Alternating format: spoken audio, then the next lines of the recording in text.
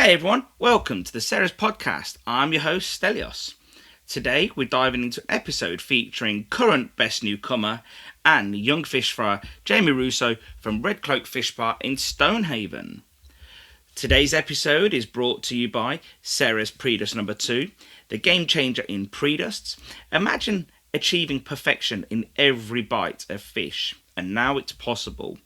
Why choose Predust number 2? Our formulation maximises fry in all life and say goodbye to inconsistent batter coverage. The Ceres Predust unique texture guarantees superior adhesion for that perfect crispy piece of fish every time. And with our inside out seasoning approach, you season the fish without ruining the batter texture. Each sealed bag of Ceres Predust number 2 is free from hidden nasties, artificial colours or preservatives, and it's allergen free to boot. Proudly manufactured in the UK, we ensure the highest standards for your peace of mind. Don't take my word for it, here's a 5-star review from our website. I can't work without this Predust, it's really made my life so much simpler.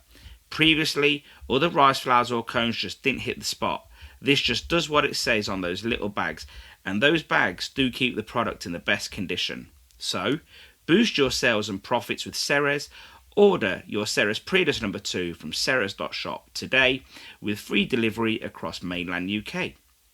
If you want to keep in the loop with what we're doing at Ceres, then you should be following us on social media. But to get the information delivered to your inbox, then join our mailing list, and the link will be in the episode show notes. Be sure to share this podcast with your friends and on social media. If you like this episode, then chances are your friends in the industry will like it too. And if you have a moment, do us a favour and leave us a review on Apple Podcasts. Now, let's dive into today's episode with Jamie Russo from Redcloak Fish Bar.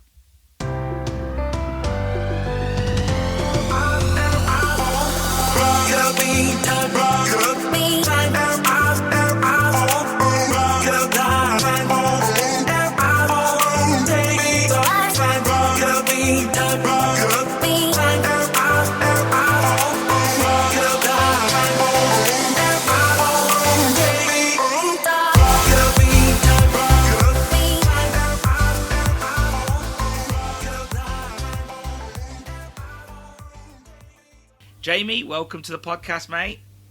Thank you for having me, Stelios. Oh, I couldn't wait to have you on, mate. It's been a long time coming. Yeah, no, absolutely. How was your Good Friday?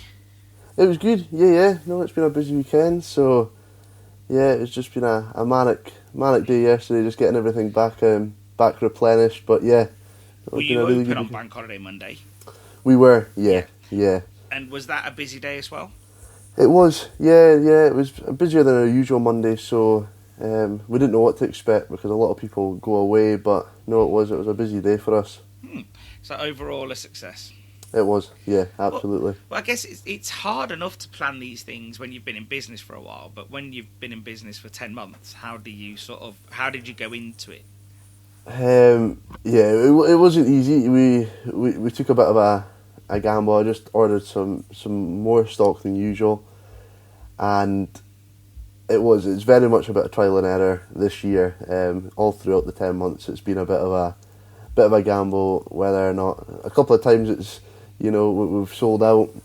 A couple of times I've sold out too quickly, but a lot of time we've managed to muddle through. Yeah. So it's been good. That's the main thing, isn't it? Really, you've just got to muddle through. So, tell me a little bit about how you got in this industry. You're 23 years old now? Yeah. So, tell us a little bit how that started. And now you own a fish and chip shop. So tell us how you got from there to there. Yeah, so I started in the industry when I was 14. It was just meant to be a part-time job whilst I was at school. I've always wanted, from a young age, I just wanted to get into work. And I was going to say me, but it's my mum pestering the local fish and chip shop on my behalf, asking if they've got any jobs going. And luckily one day they finally gave in and asked me if I wanted to come in for a trial shift. So that was when I was 14 years old. So I just started doing the till, salt and vinegar and all the basic stuff, just and then started to progress, Years later, started doing the prep, the potatoes, and then eventually went on to frying, which as soon as I started frying, getting hands on, I just fell in love with it. So we then spoke about the awards, and when I was eligible for the Young Fish Frier of the Year award, I decided I'm going to enter that in the 2020 awards. So as I started to do some things behind the scene, trying to expand my knowledge for that, I was like, maybe fish and chips is a career for me. And after one of my shifts one day, I came home, my mum and dad were sitting in the living room, and I said to them, I think I want to be a fryer. And they just looked disgusted. They're like, what? I was quite good at school, and it wasn't like they thought, oh, you're not going to fish and chips. It was more, why do you want to throw away, what you've done? You can go to university, you can go get a degree, at least do that, and then it's a backup plan. So I was like, right, I'll keep you guys happy, I'll go to university. Still working part-time in fish and chips, doing the weekends and evenings. And then in my final year of university, about February last year, the owners of the shop I was working for, Jamie, can I speak to you? Took me downstairs. It's never normally a good thing. And they're like, there's a shop up the road up for sale. And this was actually the shop that I started in. They used to own it. And that was it. Within a week, I'd spoken to the owner, and I'd pretty much agreed to take over. What did you study at uni? Accountancy and finance. Okay, so I'd like to think that's going to come in helpful. Oh, absolutely, yeah. Absolutely, yeah. Well, I can tell actually, because that shed some light on some of our messages actually, because everything's percentages and increases. Yeah. So obviously you've got a grasp on the figures. So, and the shop you're at now is Redcloak, and the people you're working for was the Watsons at the Karen. Is that right? Yeah. Because I'm just trying to fill the pieces for everyone that don't know. Yeah. And so you finished uni. How are your parents? Forget the awards for a moment, but how are your parents even at the beginning of the fact of this business? You took on a challenge. It was, the shop was dilapidated in some way. Not so much physically, maybe, but it wasn't looked after as a business. It wasn't tended to, and so you're starting from the bottom and working your way all the way up. Did they sort of soften a little bit? Yeah. So initially, when I was told it was up for sale, Lorraine Watson from the Karen, she was like, why don't you speak to your mum and dad, see if you want to do it as a family? So I went and spoke to mum and dad. They had a think about it, but they were like, we're at this age now, we just want comfortable, we don't want to take the risks. If you want to do it, we'll support you. And they've been very supportive since then. They've helped me financially, they've helped me in the shop. My mum's now my manager, so they were a bit hesitant at the start. Obviously, I threw all my money at it and threw other people's money at it, so there was always this worry. But no, they've been an absolute huge support for me. So they have. Mothers make good managers, don't they? Yeah. She solved a lot of problems for me. So what made you want it though? Like, when they said to you, like, there's a shop down the road, blah blah blah. Like, what made you think? What was the overriding reason that you wanted to do this thing? Because it was uncertain, and you are young, and you have a university degree. Mm-hmm. What was the overriding feeling? So, I've always wanted a business. I've always wanted my own thing so that I can put my spin on it, do my own thing. And obviously I'd worked in fish and chips for so long. I knew the industry, I knew how to create a good product. So I was like, I had this belief. Obviously, like you said, the shop, it wasn't looked after as a business. No fault of the previous owner. That's a whole other story. But I knew it had potential, and I know that lots of investors had looked at it before. They'd seen the figures and ran away. But I knew, obviously I'd worked in it when I was 14, 15, 16, and I knew that it could be a busy shop. So it was just the right fit for me. And coming out of university, I'd worked in an accountancy office for 2 years through placement when I was through uni, and although I enjoyed it, I loved the number side of it, I just didn't want to be stuck in an office every single day. So it was the right move for me just to be able to go away, do my own thing, and obviously it was in fish and chips, something that I knew about. I guess also it gives you something practical to apply that teaching to, if that makes sense. Yeah, no, absolutely. Rather than just looking at someone else's books and spreadsheets and so on, you're actually going through the whole difficulty of building a business from a low level to a hopefully more sustainable level. Yeah. But actually learning, all right, this isn't working for me, this product's not working, or, you know, looking at all your GPs and so on. Because I guess that's been pretty important, having to rebuild the menu and relook at everything. Yeah, no, absolutely. When I took over, the price of her fish and chips was about £7 something.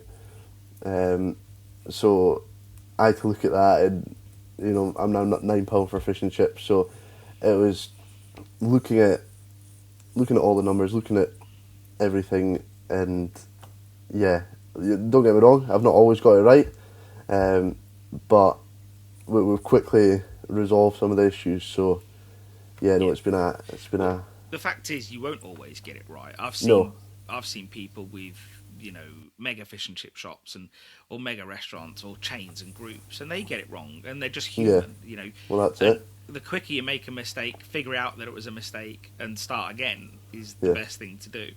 No, absolutely. How do you think the transition has been from worker, let's say, to owner? I've enjoyed it. I've really enjoyed it. You know, I still get to do the same tasks day to day: the frying, the prep, serving the community, serving the public, which is one of the biggest things I enjoy. I think the main difficulty comes from the time restraints of all the other admin tasks behind the scenes, your payroll, your bookkeeping, all, you know, looking at all the numbers. I think that's been the biggest difficulty, just time. Because although, you know, I know how to do all these things, I find them quite straightforward. It's finding enough hours in the day to go away and do them. Yeah. I think that's one of the things that a lot of people don't see behind the scenes that I think they just forget about, especially a lot of the staff. Yeah. And you're in a relationship, right? Yeah. So, not that we're going to get personal here, but I'd imagine that also takes a hit, because your brain, you might be watching a film and your brain's like, oh, did I have enough chips today, or have I got enough for tomorrow, or do I need to order potatoes? And when you run your own business, your brain constantly churns over these things, and especially at the beginning of a business, I don't feel like you're truly present with anybody. You might be at the pub with your mates and thinking about, you know, fish. Yeah, well, that's it. Yeah, no, absolutely. And it was a conversation me and my girlfriend did have beforehand, and give her due, she's been very supportive from the start. So, but she does know that sometimes she's speaking and I'm not listening. But yeah, no, she's been really supportive. I've stayed in that habit. I still sometimes, like, my wife's saying something and I've just totally forgotten what she was going on about. And she will remind me, because she's very good at reminding. But I think that is the curse sometimes of, you know, juggling all these plates, that you can't just do everything. And you know, hopefully by the time you settle down and have kids, you've learned to sort of not worry about all of that. You know, let that churn. And I think that's the key thing. So, was it hard funding the business? Obviously, the business needed funding. What were the challenges behind that? So, there was a lot of outlay initially. I was very, very fortunate to have the Watsons. They loaned me money. They actually have the lease on the property, so they wanted someone in there that they know would make it work. So they took a gamble on me. They lent me money. They also lent me money to get all the potato prep equipment. So I'm very, very grateful for them and their support. My mum and dad also lent me money, and I put in everything that I had. So, yeah, it was without the Watsons and my parents, it wouldn't have been possible. But yeah. Well, as they say, if you're going to do a business, sometimes you need to beg, borrow, and steal. And Yeah. I guess in this instance, you've done 2 of those. So hopefully, you haven't done the third. But no, obviously, you've told me about the Watsons, and I know Murray, and I haven't met his parents, and but I don't know them to say, like, we've not sat around the table or anything. Yeah. But I am really impressed with how they've bent over backwards to support you in this whole thing. Yeah. I No, think, they've been incredible. Yeah, it's magnificent to know people like that in business, because it's people like that that get people like you and me set up in business, and because everyone needs a leg up, and that support just carries on. And what will probably end up happening is that you'll really value that support, and then one day, hopefully, you're just as successful in 20, 30 years time, and you'll be there to support someone else. And I think that sort of trust in you, and hopefully you don't, mess it up, and you won't. I don't think so, because you don't seem the type to me. You always seem quite reserved and, focused. We've spent a little bit of time together in London, and, we chat on WhatsApp, and I can tell that you don't really seem the type to mess around. You're not getting drunk off the fame. You're just sort of plugging away, trying to, build the business up. So I can see why they put their trust in you, and clearly they do trust you. Yeah. No, and like I say, I'm really grateful for their support, and Charlie Watson, he's helped me with some of the stuff behind the scenes as well. He's run multiple businesses, so all 3 of them have just been an incredible support for me. Yeah, but again, you just need people like that in your life, And Yeah. I think, again, you might be able to pay them back as well with help and support. You just never know. Yeah, well, it's good because obviously Murray's just taken over the Karen, and I've got my shop, and we're very close together. But there's many times I've ran out of stuff, and he's let me borrow stuff. And this weekend, he pretty much emptied his shop, and he was up borrowing potatoes and oil. So it's good that we can work together, being so close. Yeah. Well, again, that's what you want. You need that, that sort of tight relationship. And especially when you're probably somewhere quite secluded like Stonehaven. I think you're out the way. There's probably not a lot of shops on your doorstep. So, I'm not suggesting there's nothing around. But if you go to where the Midlands are, where my dad's shop is, for example, there's 5 fish and chip shops on the same road. Yeah. So you start to, so that has different challenges. Yeah, no, absolutely. What, in the last 10 months or so, what do you think the most challenging... Well, I guess it's not just one thing, but what are the biggest challenges you sort of faced? The biggest challenge from the start was trying to get people in the door. That was the biggest thing. Obviously, the shop had gotten a little bit of a bad reputation, and it was just trying to get people back in to try my product. So we tried everything, a lot of promotional stuff. We tried to get the local newspapers involved, and it worked. We started to see a steady increase. Then in the summer, we gave away free kids' meals. That was just a way of saying thank you. And again, the local newspapers got really behind us there, and we've seen people coming from all over to come try fish and chips, and it was great. It was we decided to do it a Saturday night, which in hindsight probably wasn't the best thing to do, but it was a crazy shift, and it was really good throughout the summer. Do you find that maybe the newspapers and local people were more willing to give the shop a second chance because you are a local lad? Because I think so. Yeah, if you weren't so local and the shop had a bit of a negative reputation, you can see how some people just think, well, I'm happy where I go already, I'll just keep going there. Yeah. No, I definitely think that played into it. We did try to sell a lot of the change in ownership and put me at the forefront of most of this stuff but yeah, they absolutely, the local community soon rallied around us, and that they've really supported us throughout the whole 10 months. So whenever we can, we do try to give back, and whether it's donations or to raffles and some of the care homes we give away free food to. So we do try to give back where we can, just to say thank you for all their support. Well, there's nothing wrong with being generous, is there? No. So 10 months in, you then, roughly 9 months in, you go to London for the Fish and Chip Awards, hosted by the NFFF. Yeah. And you don't win one award, you win two. And you win Young Fish Fry of the Year, and you win Best Newcomer. So, were you shocked about Best Newcomer for a start? Because I don't think you were thinking about that as much as Young Fish Fry, is that right? Yeah. For us, we went down, and I said to my mum and dad, because they came down with me the night before, I said, right guys, just go away, we'll go have fun, we'll go enjoy the food, enjoy the atmosphere. And I just said to my dad, whoever's name get called, you're clapping, because I know what he's like. He's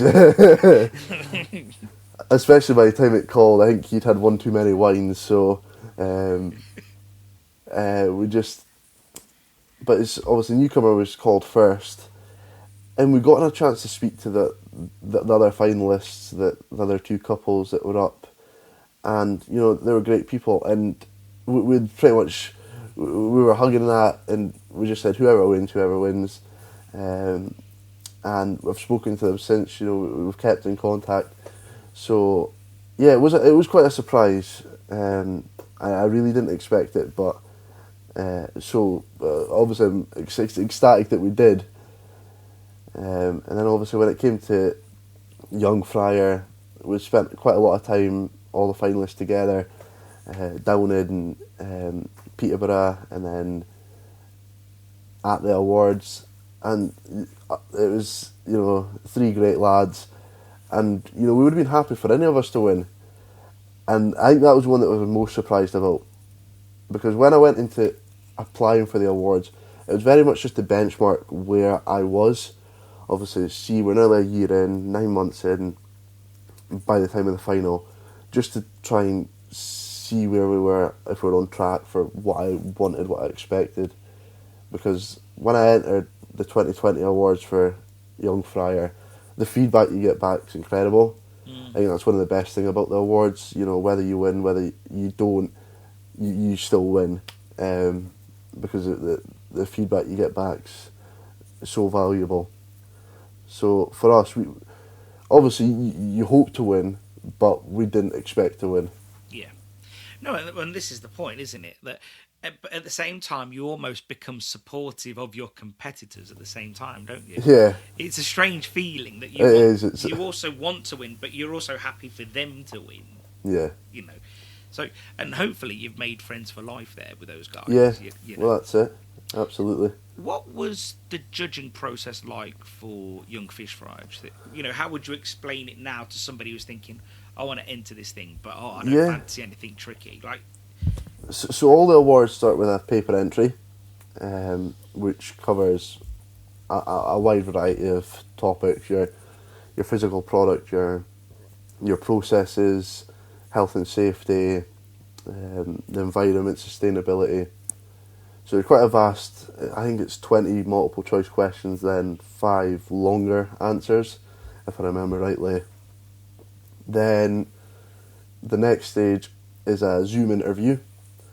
So you cook fish and chips for the judges, which for me I was a bit cooking online, but what you can see over camera is incredible.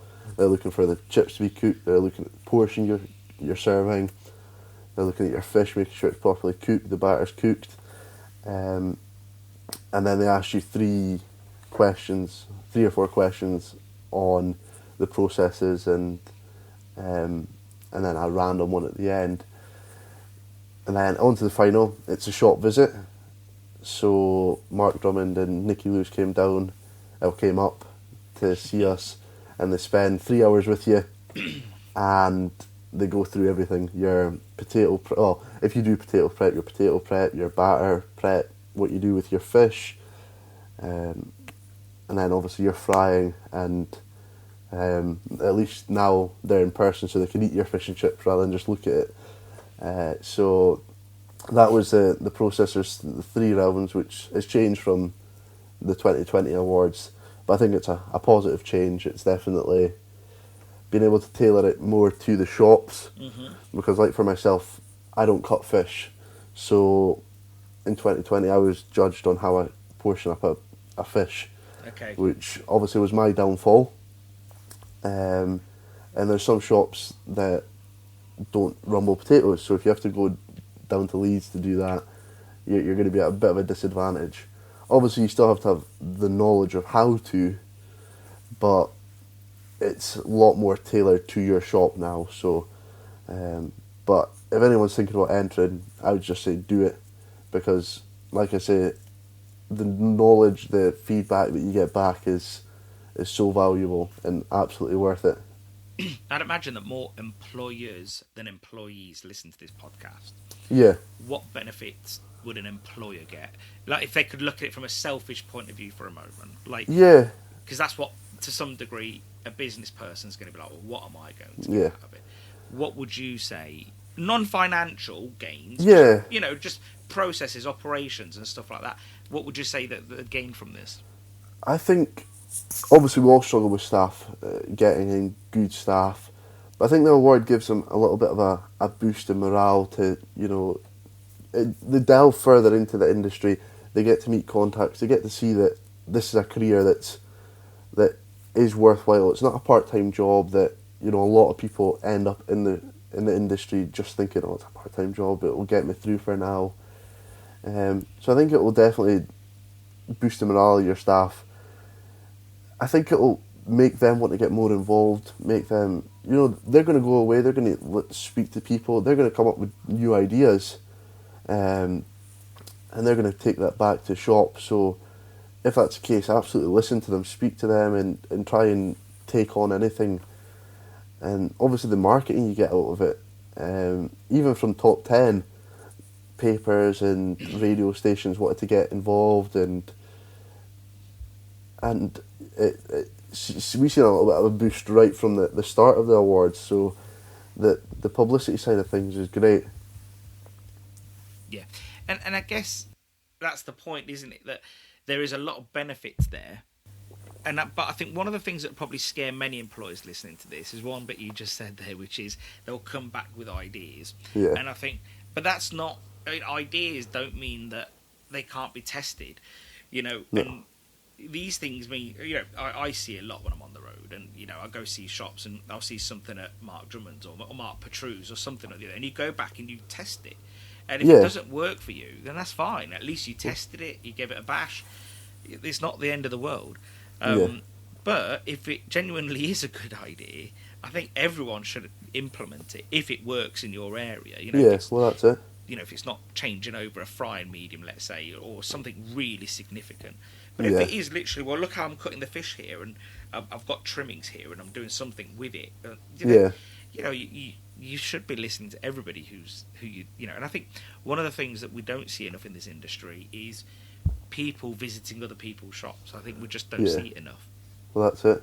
You know, I think that's also because some people are a lot more, I don't want you to see what I'm doing, or I don't want you to. So I think it works like that as well. But like for me, I've got James Elms. He's coming down to see me in a couple of weeks' time. Up, down. There's not many people that live further north than you. No, that's it. He's coming up to see me. That's what I said to him. My shop's nothing special, but he wants to come and see how I do my potatoes, and I said, you're more than welcome to. So. Well, he's not going to see how you do your potatoes. He's going to do your potatoes. Yeah, well, that's it. Yeah, no, there is a difference. If he's listening to this, if he thinks he's coming up for a break, you're putting him to work. No, I've got a couple of days off, I think, so it's... He's going to have a big to-do list of the keys. Oh, absolutely. So, what sort of judging did you go through for the best newcomer? So, again, it started with a paper entry. This time it was there was more larger questions, again covering all the same topics. Then it was on to a Zoom interview with a mystery visit. So Zoom interview was the same sort of thing. This time it was just a shop tour. You cook your fish and chips. They ask you questions all the way along. The mystery visit, again, we didn't know when it was happening. It just so happened it was Colin Cromer that came to do mine. And he pops into the shop every now and again when he's in the area, normally trying to sell me batter. And he was speaking about the shop. Oh, you want to come and see? So I gave a little tour behind the scenes. He's like, oh, get fish and chips. Yeah, okay, there you go. And I was just oblivious to the fact that I was getting mystery. So you mystery didn't know ding. he was a judge at all? No. Oh, no. okay. So he wasn't so the mystery judging wasn't announced even after they'd done their food then? No. Wow, no. Okay. And then the final, which I'd been told that was all the judges had done. The final was another mystery visit and a shop audit. So they came in, they had their fish and chips, went out to their car, had that, came back in, and just went through everything in the shop. They went through. To be fair, I was in the middle of lunch service, so I don't know what all they looked at. I just left. It was Stuart Atkinson that did that. Just left him to go and have a look. Chap, isn't he? Yeah. Well, that's what I said to him. I didn't even recognise him before when he was in the shop. I just seen him smiling at me. I was like, I do recognise that face, but you see so many people coming and going. I just didn't recognise him at the time. Yeah. And how would you say? I know we're still in the throes of this thing, so we're not looking back from 10 years or anything, but I know it's fairly recent. How would you say these awards have impacted the business so far? I've seen a big jump in turnover for the last 4 weeks since the awards. My turnover's up 40%. I know you speak to a lot of people who've won the awards and they tell you that they've gotten busier. And, I was ready for a bit of an increase, but 40% was a huge jump for us, and I didn't expect it to get that busy. But I'm not complaining. It's been good. The local radio and the local papers have gotten behind us. The day after the awards, they phoned me up and did a little interview. And I was actually driving in my car yesterday, and they were replaying the interview again. I was like, because one of the staff came in a couple of days ago and was like, I can't get away from you. I was driving away and you came on the radio again. But the publicity has just been crazy. And I take it you're making yourself as available as possible to the media. Like I'm not suggesting it's like you're a football star or anything, but if they ring in, you're trying your best to really. Because at the end of the day, just because it's my success, I think that all the publicity through the awards helps the fish and chip industry. I know that there's a few shops in Aberdeen that have said that they got busier just with the publicity. People hearing about fish and chips, and they're just like, oh, I want to go. And the weirdest thing for me was the day after we reopened after the awards, someone came in and they're like, is that Jamie Russo? Yeah. Oh, I heard him on German TV this morning. I was like, what? But yeah, we tried to... It's not strange that you were on German TV. It's strange that he was watching German TV. Yeah, well, that's it. It was just a bit surreal. So 40% is pretty significant. That's nothing to turn your nose at. No. I think we'd all do a lot of things in business to increase our turnover by 40%. Yeah. So the Watsons are happy because you're paying the rent. And and your parents are happy because you're hopefully drawing down some of that loan. So you're probably not getting to enjoy it as much as you can at the moment. But all of these things are stepping stones. How did you cope with that? Getting staffing, extra staffing, or trying your best so your staff don't get worn out because of these extra customers that are coming through the door. Yeah, to be fair, the staff, they've been brilliant. They've really stepped up. They're all keen for extra hours, so they've just been really great. It's been very much a case of trying to stagger them across the week. Like you say, try not to wear them all out. I've got a very small team. There's only 7 members of staff, including my mum. So it has meant that my mum's had to work a couple of extra days here and there. But overall, we've managed quite well to to find a schedule which works. The staff, they all work extra hours anyway, so it worked out well for them. Have you had to get new staff? This week it'll be a case of trying to advertise for staff and trying to get in new staff, mainly because a lot of my staff are still at school, so after summer they're going to university, they're gone, so it's trying to get them in now, get them trained up, so that come that time, to be fair, we probably do need more staff now, so it will work in fine, but it's trying to get them in so that we can hopefully try and create... It's good to get them in and get them trained by good people as well. Yeah. Because that's if the morale's high and there's a lot of positivity, that's infectious. Whereas absolutely. when you're trying to train, and we've all done this, by the way, because it happens to us all, when we get into a rut and then we're trying to train staff, it's harder because, you know, you're pretending a lot more because there's difficulties and you're trying not to let that show on your face. And they're probably, you don't want them to think, what do I want to do working here? You don't want that. You want them to work in a place where everyone's happy. So off the back of awards, then you're sort of laughing, aren't you? Yeah. One thing I wanted to ask you, sometimes after winning awards, it can, obviously it changes the perception of a business, which is the goal. But sometimes it can have a negative effect. So customers sort of eat your fish and chips and think, oh, well, I was expecting it to be better than that. And that's just one minor negative side. Have you had any negativity like that? We have had some bad reviews, which I was actually warned about. I was told that there's probably going to be some people that are going to come and they're going to try you and compare you to their local fish and chip shop. And to be fair, at the time, I took it quite to heart. I could, I'm like sitting there looking at my fish and chips. What's wrong with it? What have I done wrong? And really did take it quite personally, which wasn't the right thing to do. And then if I look at the amount of people who do come back, the amount of returning customers, it's clearly not always bad. It's clearly, that just this few customers that want to have their say.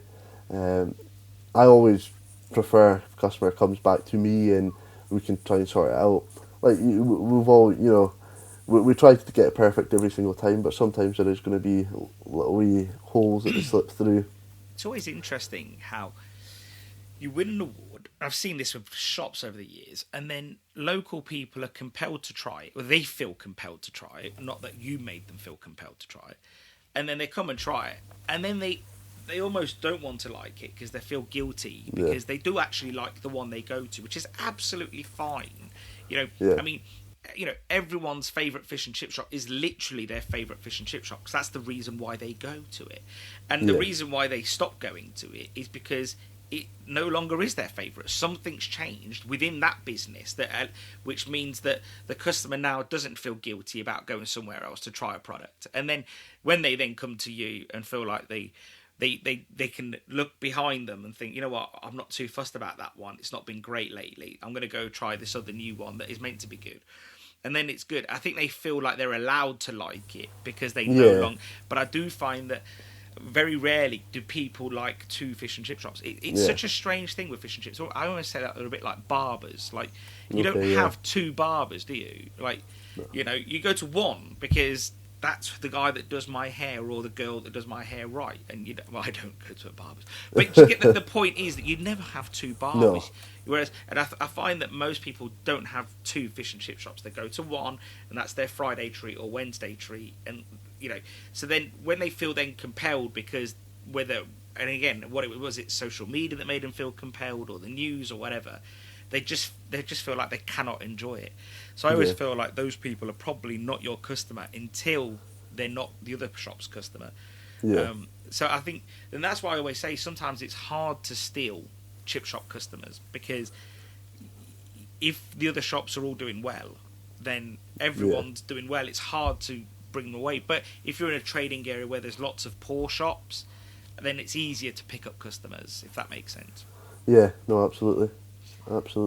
I always find just consumers are just well, we're all consumers and we're all strange, but it's interesting the people that figure out all this stuff constantly. Yeah. And another thing that always makes me think as well with fish and chips is that you mentioned earlier that someone said that the fish and chip they were up in their trade was up in Aberdeenshire, and I always think that that's the thing with fish and chips. When there's positive news about fish and chips, it is like a rising tide effect. But I've also noticed the opposite. Yeah. I've noticed that when someone has a poor experience with fish and chips, they put off fish and chips pretty much everywhere. They don't really want to try other fish and chip shops. They're almost like, well, we've had terrible fish and chips. It's like they treat fish and chips as a collective, like it's a network of traders that work together, whereas you're not. It's a network of independent businesses. Yeah, no, absolutely. I totally agree. So how important do you think the support system in your journey, how your parents, the Watsons, how important do you think that is? And do you recommend to others to also have mentors, because obviously they are mentors in this as well? Yeah, no, absolutely. Like I say, I wouldn't be able to do it without the support of my parents, the Watsons, my girlfriend, even my sister has all been a huge support to me. Obviously not just financially, but that's something they did contribute with. But they've listened to my rants at the end of the day. They've listened to any ideas, because with being a one-man band, it's my business. It's if a business succeeds, I succeed. If a business fails, I fail. So not having like a business partner or anything to speak to, it's important to have these people that I can go to and just get my ideas off my chest, get anything in my head just out there. And they've all, my mum, my dad, my sister, my girlfriend, they've all helped inside the shop, the actual running of it. My sister's my head delivery driver, and I don't know what I'd do without her, but it's so important to have good people around you to support you. One thing I'll say, you don't, and this is not an insult, just bear with me, you don't strike me as overly driven. Like, and I don't mean lack of driven either. Like, how you get some people that are like mentally focused. You seem to just go with the flow. You always seem sort of happy. Like, but then you're also saying that you have rants and you're thinking about this. So are you sort of quietly very driven, very focused quietly, and you just cover it up with, just as in what looks like I'm going with the flow? Or are you a bit like, they say there's a duck that's struggling to keep afloat and they're flapping lots underneath, but it looks like they're being calm? Would you say you're a bit like that? For the most part, I think I am quite just, especially the way the industry is, especially now, I'm quite just take the good with the bad. At the start, it was very much just all that flapping underneath, but right now, like everyone, I'll have a bad day and just need to go away and get this off my chest, and I must admit, Murray Watson, he got a lot of my initial thoughts, ideas, my rants. Normally after a couple of glasses of vodka, but I don't think I've drank so much since getting the business. But it's just, I think you've got to go with the flow. If there's no point after a bad week to think, oh, that's it. There's lots of different things going on. Lots of people don't have money and are seeing the increased costs as well. So it's not we're not on our own here. We're not in this solo.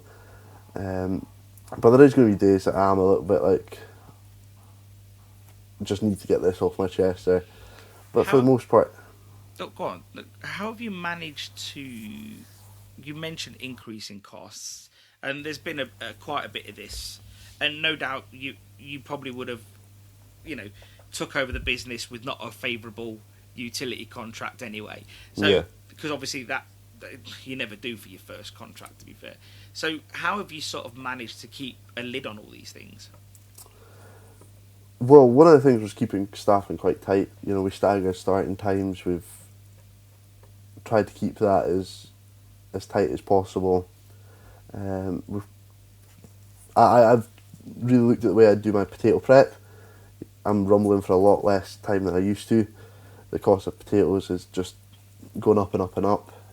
We were fortunate to go down this time to Peterborough to go see some of the farmers we get our potatoes from, and to hear what they've had to go through the last year, and it does highlight that they've had hard times. It's not, I know a lot of the group chats that just try to say like farmers are being greedy. Farmers make me laugh though, because our warehouse is on a farm. And, okay, yeah. They can moan about anything. If there was Olympic sport and it was farming and moaning, mate, they'd get gold every time. Now, joking aside, it is a tough gig what they're doing. If farming was so desirable, why isn't everybody queuing up to do it? Honestly, well, that's it. Yeah, and it's a hard gig. So you went down and you saw them, and they sort of explained to you what was going on. And I think you've got the other added negative is that you are in Scotland, so the potatoes have to, go on a lorry and go quite far before they even get to you as well. Yeah, the haulage is a big added cost, which it's just something we need to take into account. I know that some people are a bit like, oh, how come these guys down in the Midlands are getting them for £5 less than me? But it's something that we're very aware of, that we need to factor into our costs. But yeah, we got to see a lot of the farmers showed us videos of the bad weather in November, the end of October, and a lot of them still had potatoes in the ground at the end of the year, which is a big loss to them, because that's them gone. That's they're no use to us anymore. Back. Yeah, it's so true. I was. One of my friends, Mark Petru, and he's a friend of the show actually, and a friend of Ceres. His shop is in the Fens, and the Fens is where they grow a lot of these potatoes. And I was driving through the other week, and it was probably 2 weeks ago, and all the fields were waterlogged. And you think that was March, and you think if they're waterlogged in March, how long do these things need to dry out? And this is where the majority of potatoes from the UK come from, which is Lincolnshire, Cambridgeshire, and all that. Yeah. So it makes you wonder. And also the reason why they are cheaper in the Midlands is because if you're using someone like Mitchell's Potatoes, who's also been on the podcast, if you're using someone like them, shall I say, because they're a big company. If you're losing someone like Mitchell's and they're in Rugby, and you're getting your chips or potatoes delivered to Birmingham, well, that's a 20-mile radius, whereas 20-mile round trip, shall I say, whereas to bring an Arctic load all the way up to Scotland, all of a sudden it adds cost. Yeah, it's completely different, absolutely. And what's your fish prices been like? For the last 10 months, they've stayed very, very stable. We've pretty much got a set price with our fish supplier. So in the good times when the prices are lower, we don't see a decrease. In the bad times when they're higher, we don't see an increase. So it sort of levels its way out throughout the year. But just like everything, it's increasing, so I can't imagine it's going to be long before that price does go up a little bit. Yeah. And obviously as a winner, are you going to be going to Norway this year? Yes, yeah. So in June. You'll be a traitor essentially, because you're a Scottish. you should be a Scottish fish fan, so you'll be going there. I don't think they'll let you back into Scotland, if I'm honest. Probably not. This is it. So I reckon at the very least they're kneecapping you. Well, that's it. So, but I guess the tricky bit is it's keeping on top of all of these costs that sort of creep up a little bit, and then you don't want to pass on a really big price increase to customers because you don't want to scare them off.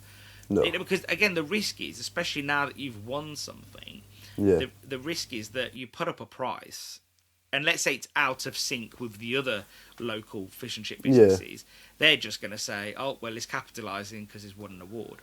So that's always going to be at the back of your mind to some degree, isn't it? Yeah, well, I did have a woman in a couple of weeks ago, and she was studying the whole menu, and that's exactly what she said. Oh, you've not put up your prices since winning. But it's like, we're not going to put them up because we won. We're going to put them up probably very soon because all of our costs are going up. I've been very fortunate that up to now, a lot of them have stayed the same. But here I'm starting to see everything creeping up a little bit. Yeah. Which, you know, I can take a hit for a while, but yeah, you've got to then put that up a little bit. Yeah, no, completely. And luckily, your batter hasn't gone up, mate. And it's not going up for the foreseeable future. So that's great news. Because I genuinely hate it. I hate it when you have to put up prices. Like, Yeah. Yeah. And look, it's the fact of life that in business as well that, you know, the things change and they have to go up. And nobody, I don't think. I do see the same comments in the groups, whether it's, you know, utility costs or fat costs. Well, utilities are slightly different because I think everyone hates utility companies, but I think for the most part, nobody likes putting prices up. And and I mean that, like, not just us. I mean fish and chip shops too. I think fish and chip shops would love never to if it meant that. But obviously, if their margins were right, they'd like to just carry on as they were. Like, you know, putting up prices just upsets customers. Whereas if you could just, if there was a magic wand that said that your margins stayed the same but your prices stayed the same, you'd do that. You wouldn't want to put up your prices. One of the, you know, we mentioned one of the trips that you're doing this year. Obviously, you're probably going to get invited to lots of trips as Young Fish Frier of the Year. How do you balance it without being away from the shop? Because obviously the shop is new. I know it's the shop itself isn't new, but the shop under your tenure is new. You know, you want to keep those standards high. How do you balance the want of going away and sometimes the need of going away with actually having to run the business? It's been difficult because I don't have the sustainability within the shop that I can go away and leave it for a week, which is something which going away and getting new staff is something that I'm hoping to achieve, the sustainability where I can leave it, you know, I can go away, deal with anything I need to do, go away, visit shops like you said, and go away on these trips. There is lots of opportunities coming my way. Norway's one. I was invited to Japan, and there's word of other trips, so it's just trying to get the foundations in place. So I've got the staff there who are capable of keeping to our usual standards when I'm not there. So that's something that we're definitely aiming to get done this year. Yeah, that makes sense. And again, because I guess the running of the business and that consistent supply of great food and great service, that's at the top of your list. Yeah, so you don't want to and you don't want to let that slip at all, because again, just like the other conversations we've had, if you're away and customers get crap food, you know, because again, sometimes it happens. It'll happen under you sometimes. You know, it happened less often, but it will happen. Like, you don't want them to say, "Oh, well, Jamie's never there. He was there before." You know, and now he's never there. He's always, I see it on his social media, he's in Japan or he's in Norway or he's in Faroes or wherever. Like, you know, people, you know, again, I always say, again, with business is that the more good you do over the longer period of time buys you almost like goodie credits. And it's how long a customer gives you before they think, I'm dumping them off. So you could argue that you're still early in the game. So one or two bad meals and they'll be like, oh, stuff him. Right? You know, we're not going back there. Well, whereas 5 years down the line, if you've been mega focused, mega consistent, serving great product, and you have one bad meal, they're not going to turn away from it. They're just going to hopefully let you know. Yeah. But obviously you want to travel because, you know, who doesn't? You know? Yeah, that's it.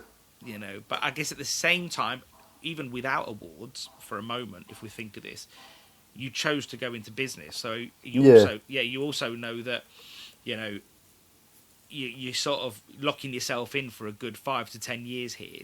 I'm not saying never go on holiday, by the way, but just you're locking yourself in for 5 to 10 years of trying to find that well, not find, but create that solid foundation. Yeah, no, absolutely.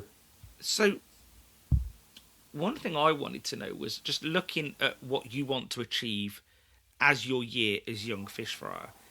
What is it you'd like to, you know, if in 5 years' time, how would you like people to look back and say you did? I want to try and help promote fish and chips as a career, as an industry which you can have a solid career in, Well, I think a lot of people turn their nose up at thinking of a career in fish and chips,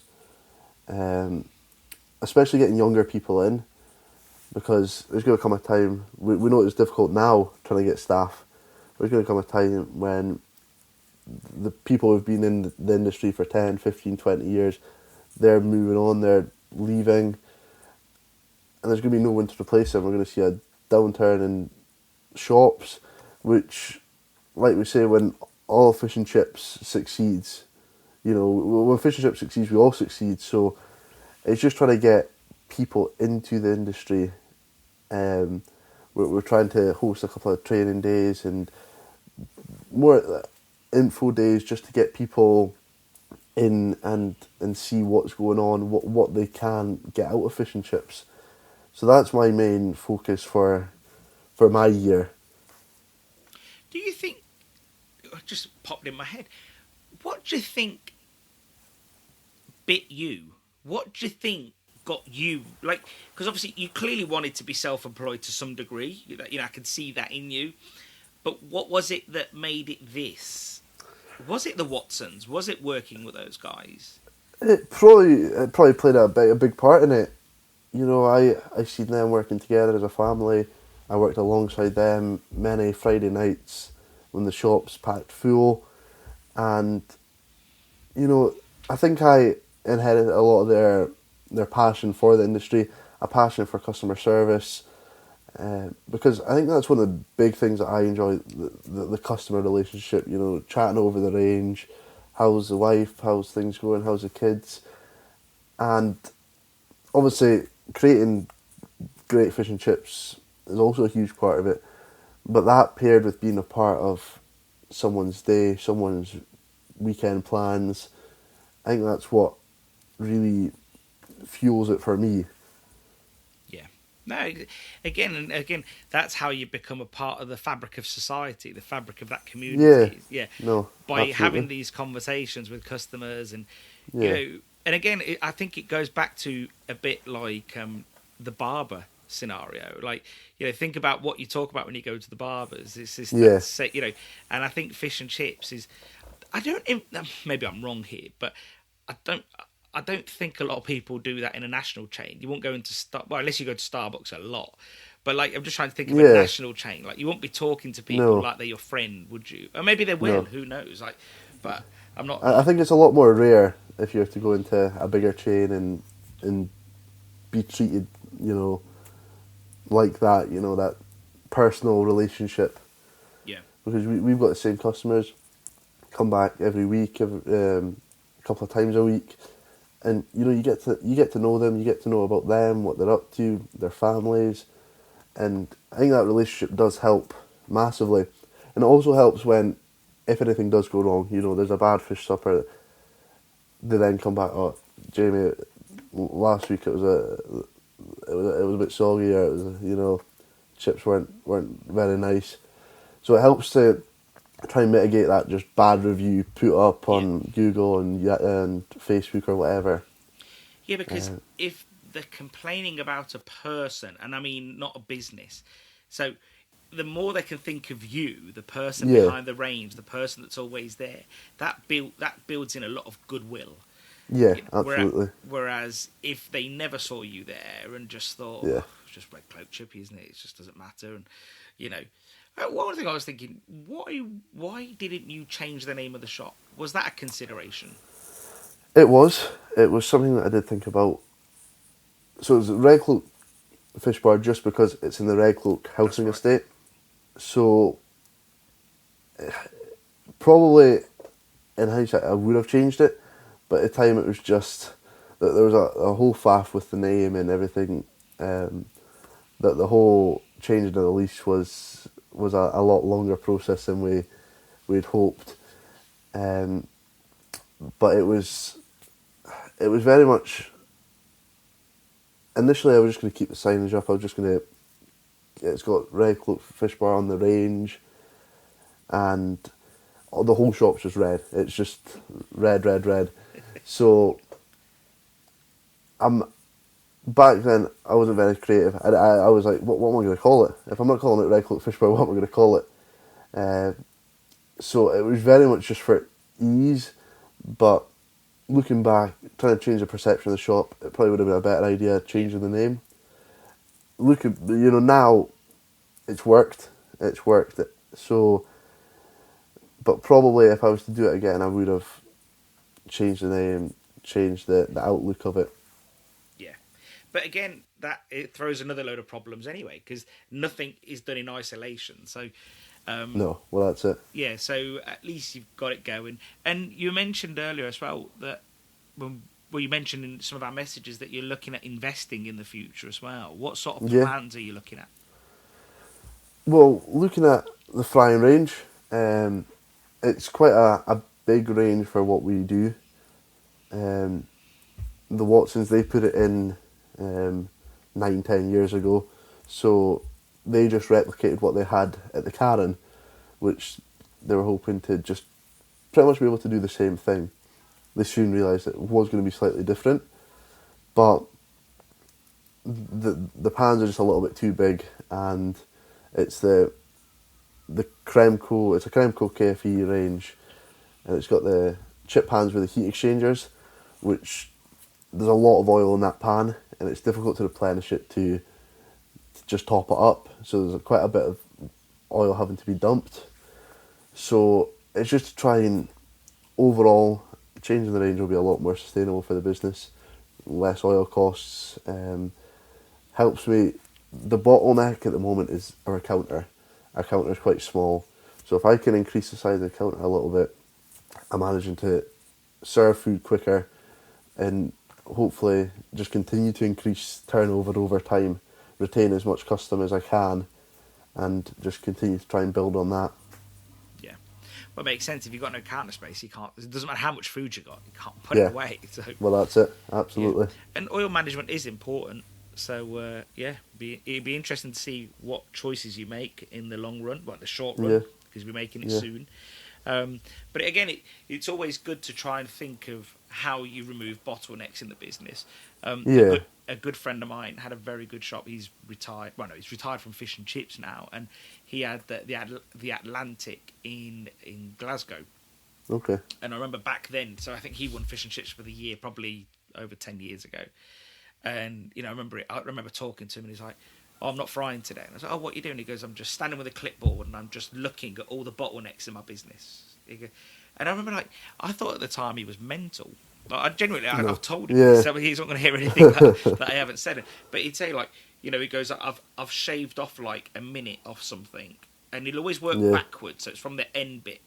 And he goes, "I'm managing to get customers in and out a lot faster." And so I think that sometimes it is important to look at these bottlenecks massively. No, absolutely. So, Jamie, is there anything I've forgotten to talk to you about today? I don't think so, Stelios. I think you've covered everything. Was it as bad as what you was expecting? Because you were nervous. Not at all, Stelios. Is it better than being on German TV? Oh, I can understand you a little bit better. You probably don't understand me, but I don't know. That's a compliment. Many people say they don't understand anything I say, so I'll take that. I'll take that to the bank. But Jamie, we'd love to have you on again in the future.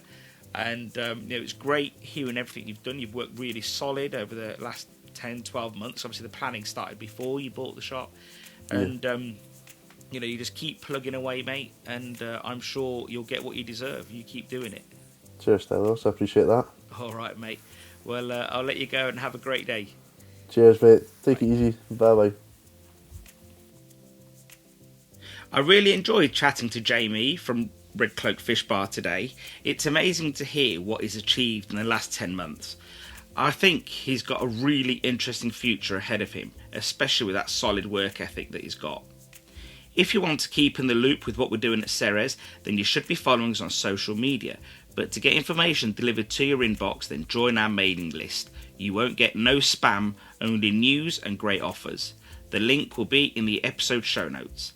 Be sure to share this podcast with your friends in the industry and on social media. If you like this episode, then others in the industry may like it too. And if you have a moment, do us a favour and leave us a review on Apple Podcasts.